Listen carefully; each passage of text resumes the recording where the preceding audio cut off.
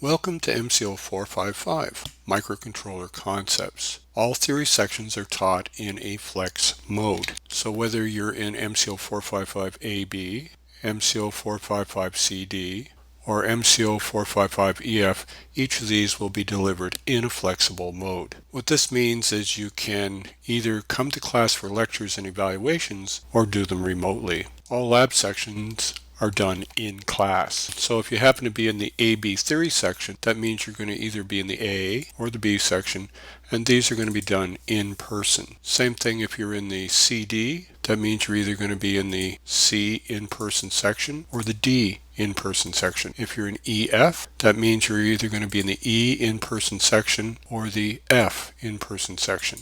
So you have to physically be in the lab to do any lab evaluations, which are the marks that you're going to get for the lab portion of the course. Except for Lab 1, you must pre-do each lab before you come into your lab class. Now in the lab class itself, the first half hour of each lab will be to clear up any problems that you had in the pre-lab, in the open lab, before you come to do the actual lab quiz. Now all theory and lab evaluations will be done in a multiple choice true-false format. There's absolutely nothing to hand in for the entire course. After each theory evaluation, you're going to get a theory average to date, and after every lab evaluation, you're going to get a lab average to date, so you know exactly how you're doing in the course. Now, if we look at the addendum for the course, you must pass both the lab and the theory to pass the course. Now, there's going to be chapter quizzes worth 10%, term tests worth 30%, and a final exam worth 20%. Before your chapter quizzes, though, there are practice quizzes that you can do over and over again to get up to speed for the chapter quizzes and also for the term tests and the final exam. The thing that usually fails most students is the lab portion,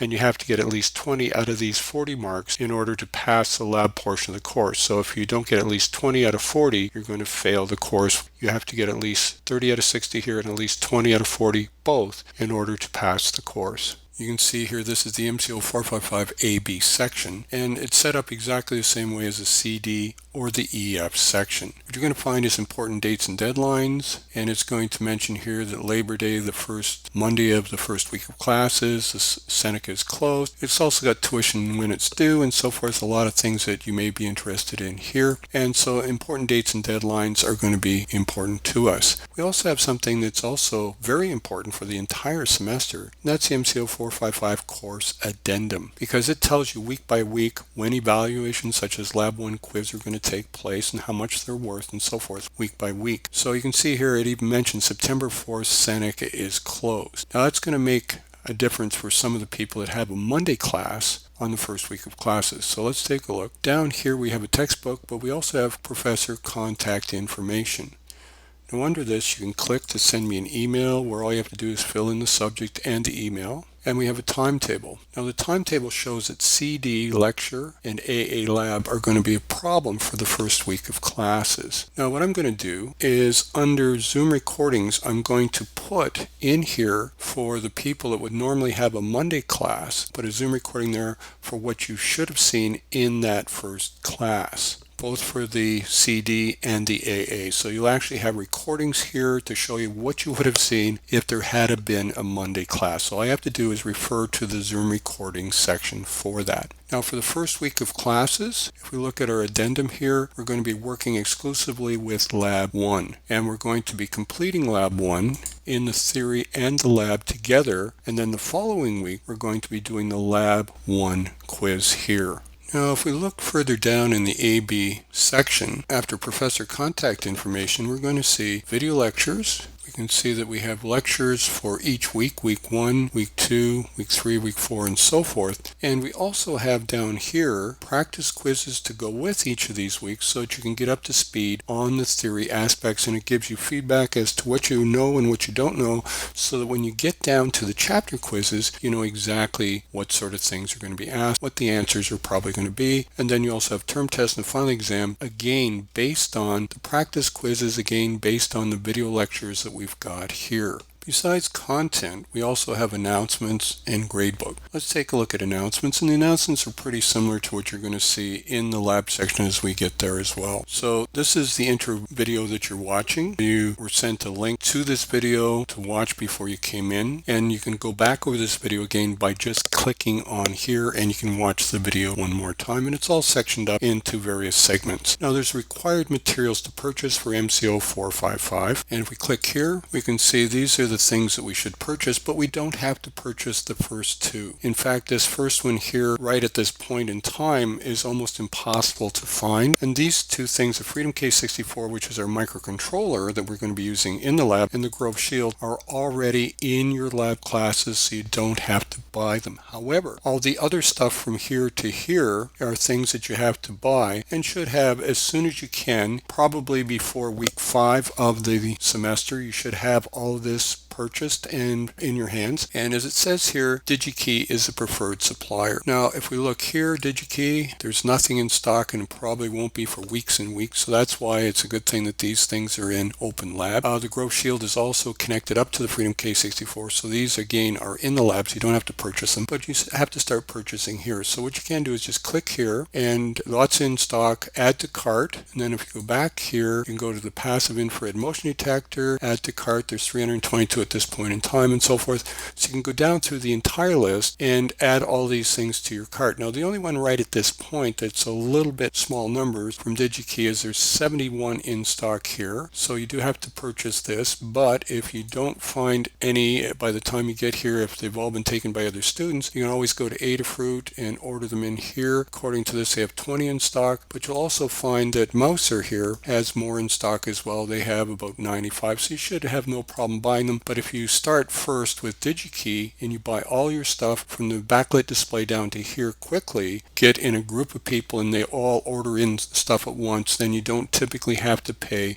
shipping. Also under announcements, there's Theory Class Essentials. So if we click here, it says for all theory classes you attend, you must have one of the following: a laptop, tablet, or phone for any theory evaluations that you want to do in class. Now, if you choose to do the theory evaluations online, there's no support provided to answer questions or reset your attempt if your internet connection isn't working, which means you're going to get 0. Now, if we look at the bottom of the addendum, it says all theory evaluations will have a 15 to 20 minute window to start the evaluations from the start of the class. If you miss the window, you're not going to be able to start the evaluation and your mark will be 0. However, if you choose to do it online, and any internet issues, I will not reset your attempt, and if something goes wrong and you're not in class, I will not allow you to restart or retake it at any later time. Only students that take the theory evaluations in class can have their attempt reset and ask questions and have them answered in the class itself. So for any students who want to do their evaluation in class, you must have a laptop, tablet, or any device with a browser such as a phone when you come to your evaluation day. Now the thing is this, a lot of the flex classrooms don't have a lot of outlets. So if you're going to bring your device, make sure if you have a laptop or a tablet that it does need to be plugged in, because there's not a lot of outlets in those flex rooms to plug these in. Now, I've seen some people actually use a phone to do all their theory evaluations, and you need that to evaluate your login to Blackboard anyway. Now, the last thing we're going to look at is grade, and under Gradebook, the first thing you're going to see is theory average to date. And right now it's 0%, but as the semester goes on, you're going to see this constantly updated after every theory evaluation, and it's going to give you feedback as to how well you're doing. So if your theory average to date falls below 50%, then it's time to start getting help so that you keep your theory average to date well above that.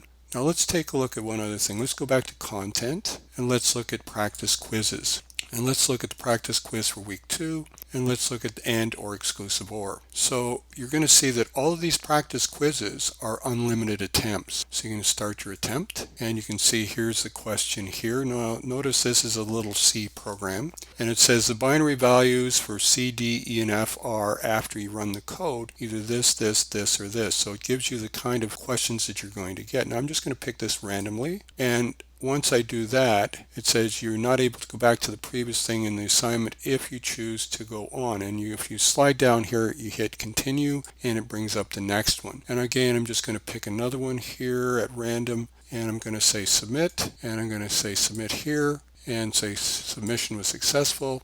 and I can say, oops, I screwed it up because I got 0%. Now as I do it over and over again and understand what the answer should be and how to get to it, then this mark is going to increase. Here we can do these practice quizzes as many times as we want, and there's lots of them in here for various things such as number conversions and stuff that we're going to be tested on in the lab and in the theory. Now let's take a look at mco455AA, which is one of the lab sections. You'll notice that it has pretty much the same sort of content here of important dates and times and so forth, contact information, of course textbook, and it only differs from here down where we're doing labs. So if we take a look at our labs here, this is the first lab we're going to be doing, and we're going to be doing this in both the theory and the lab for the first week of classes. Each of these pink things here brings up a YouTube video to show you how to do binary to octal, binary to hex, and so forth. And the concept is here, whatever is bold as a program is correct. What we want to do is then figure out how this converts to octal and see if is this correct, is the hex correct, and circle anything here that is incorrect. Now as we go through it, you're going to find that I'll tell you right now this one is incorrect, and we'll see why that is later. And then the second question here, this program here is correct, anything in bold, and is the binary version correct? And if it's not, circle that.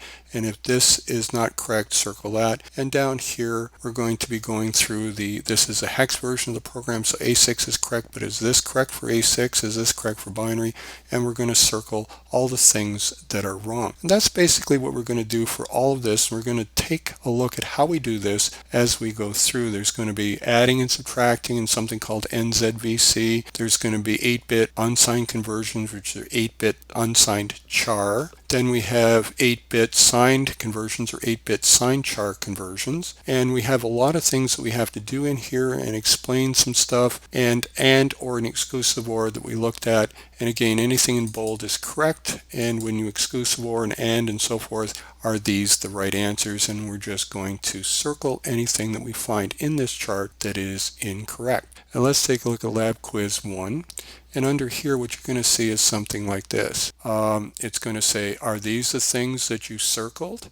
Are these the things you circled? Are these the things you circled that were wrong? Or was it none of the above? And that's basically what you're going to do for the first lab quiz, is compare what you've circled to what's here.